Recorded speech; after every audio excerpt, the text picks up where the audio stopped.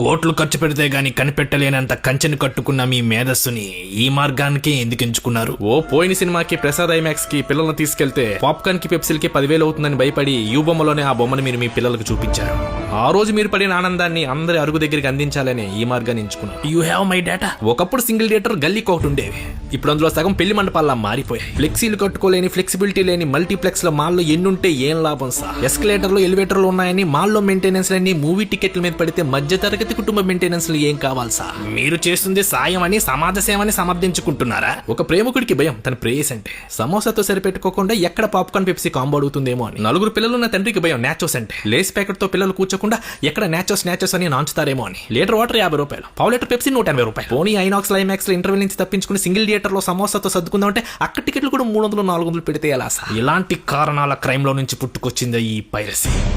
ఎవడెవడు ఏ బొమ్మలో యూ బొమ్మలో చూసారో ఒకసారి గుర్తు తెచ్చుకోండి. సర్వర్లో మాయం చేసే మేము మీ డేటాని మా వశం చేసుకోగలమని గుర్తు పెట్టుకోండి. మమ్మల్ని లోపలేస్తే మా దగ్గర ఉన్న మీ డేటాని బయటేసి సరికొత్త బొమ్మని యూ బొమ్మలో పెట్టి ఊబిలోకి లాగేస్తానే విషయాన్ని అర్థం చేసుకోండి. నేను చేసింది నేరమే కావచ్చు, ఆ నేరానికి మీరు కూడా నేడని మర్చిపోకండి.